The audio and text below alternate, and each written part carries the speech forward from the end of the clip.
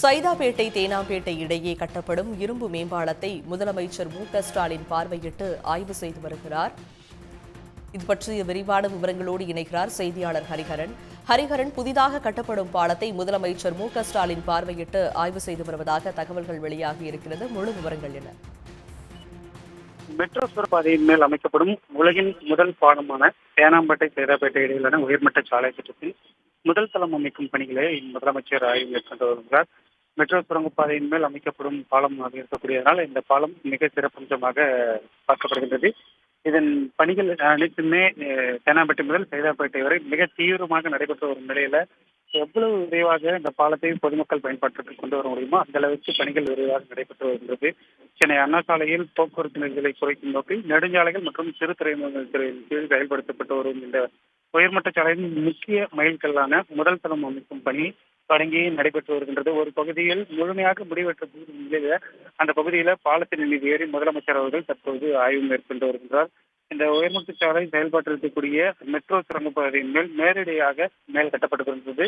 கீழ்தளத்தில் metro சுரங்கப்பாதையின் வழியாக metro rail இயக்கப்படும். இரண்டாம் தளத்தில் ஒரு பொது போக்குவரத்தும் அதன் மீது பாலம் நெரிசலை குறைக்கும் வகையில இந்த பாலம் உருவாக்கப்பட்டு வருகிறது. திட்டத்தின் முதல் இடைவெளிக்கான தளம் கடந்த 12ஆம் தேதி அமைக்கப்பட்டிருக்கு. இந்த தளம் 30 மீட்டர் நீளமும் 16.6 மீட்டர் அகலமும் 25 சென்டிமீட்டர் தடிமனம் கொண்டதாக அமைந்துள்ளது. இந்த பணியுடன் மொத்தம் 132 இடைவெளிகளை கொண்ட உயர்மட்ட சாலை திட்டத்தின் கீழ் முதற்கட்ட திட்ட அமைப்பு முழுமையாக நிர்மாணிக்கப்பட்டுள்ளது. மெட்ரோ சுரங்கப்பாதையின் கட்டுமானம் போது பாதுகாப்புக்கு பாதிப்பு எதுவும் ஏற்படாத வகையில கட்டுமான பணிகள் மேற்கொள்ளப்பட்டு வருகின்றன. சுரங்கத்தின் மேல் அமைக்கப்பட்டு வரும் தூண்கள் தளங்கள் அனைத்தும் சிறப்பு தொழில்நுட்ப கண்காணிப்பு அளவீட்டு கருவிகள் மற்றும் கட்டமைப்பு பாதுகாப்பு முறைகள் மூலம் கண்காணிக்கப்படுகின்றன. மெட்ரோ சுரங்கப்பாதையில் எந்தவித அதிர்வோ அழுத்தமோ அல்லது வடிவ மாற்றமோ ஏற்படாத வகையில் உயர்மட்ட சாலை பணிகள் திட்டமிட்டு வருகின்றன. தேனாம்பேட்டை சைதாப்பேட்டை உயர்மட்ட சாலை திட்டப் பணிகள் நிறைவடைந்த பின் அண்ணா சாலை வழித்தடத்துல போக்குவரத்து நெரிசல் பெரும்பாலான நிலையில் குறையும் என நெடுஞ்சாலைத்துறை அதிகாரிகள் தரப்பில் நம்பிக்கை தெரிவிக்கப்பட்டிருக்கு. இந்த நிலையில தான் இந்த பாலத்தின் பணிகளை முதலமைச்சர் முழுமையாக ஆய்வு மேற்கொண்டிருக்கிறார். இன்று காலை முதல் பல்வேறு நிகழ்ச்சிகளை, அதாவது மாநில கல்லூரியில கலைஞர் அரங்கு மற்றும் மாணவர்களுக்கு லேப்டாப் வழங்கும் நிகழ்ச்சி, அதனைத் தொடர்ந்து தலைமைச் செயலகத்தில் 14 துறைகளில் பல்வேறு திட்டங்களை தொடங்கி வைத்த முதலமைச்சர் தற்பொழுது சைதாப்பேட்டையில் இருக்கக்கூடிய இந்த பாலத்தின் மீது ஏறி பாலத்தின் கட்டுமான பணிகள் உள்ளிட்ட பல்வேறு பணிகள் குறித்து முதலமைச்சர் விரிவாக ஆய்வு நடத்தி வருகின்றார். அதே நேரத்தில் இந்த பாலத்தின் பாதுகாப்பிலும் எந்தவித சமரசமின்றி தொடர்ந்து மிக சரியான முறையில் பாலத்தை கட்டுமான பணிகள் மேற்கொண்டு விரைவாக பொதுமக்கள் பயன்பாட்டிற்கு கொண்டு வர வேண்டும் என்ற ஒரு உத்தரவையும் அதிகாரிகளுக்கு பிறப்பித்து இந்த பாலத்தின் கட்டுமான பணிகளின் வரைபடம் உள்ளிட்ட அனைத்து பணிகளிலும் முதலமைச்சர் முழுமையாக அதிகாரிகளோடு ஆலோசித்து ஆய்வு மேற்கொண்டு வருகின்றார். சைதாப்பேட்டை தேனாம்பேட்டை இடையே இந்த கட்டப்படும் பாலத்தில் எவ்வளவு கிலோமீட்டர் தூரம் வரை இந்த பாலம் செல்கிறது?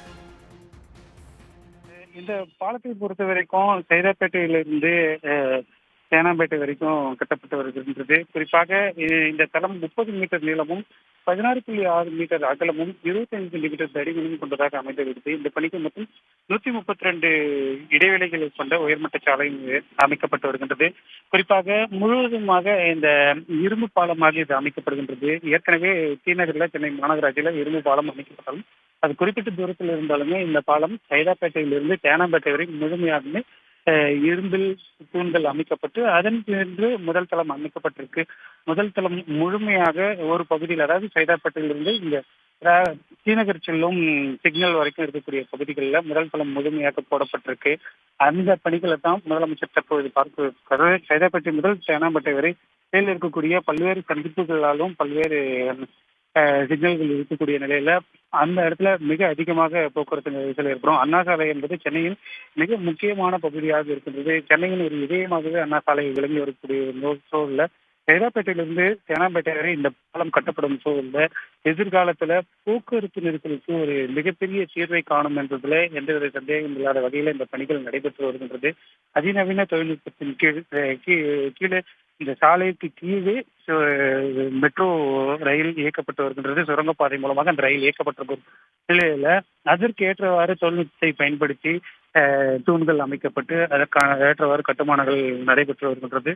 தொடர்ந்து கட்டுமான பணிகளை நெடுஞ்சாலைத்துறை அதிகாரிகளும் அமைச்சர்களும் தொடர்ந்து ஆய்வு செய்து வரும் நிலையில தற்போது முதலமைச்சரே இந்த இடத்துல வந்து நேரடியாக ஆய்வு செய்து வருவாங்க.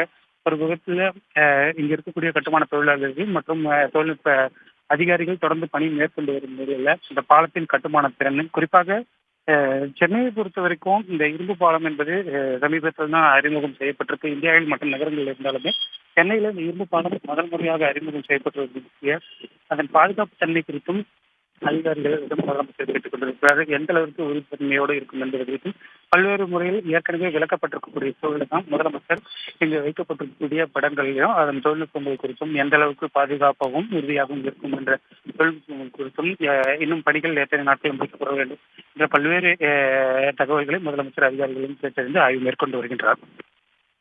உடனுக்குடன் செய்திகளை தெரிந்து கொள்ள சன் நியூஸ் பெல் ஐகானை கிளிக் பண்ணுங்க.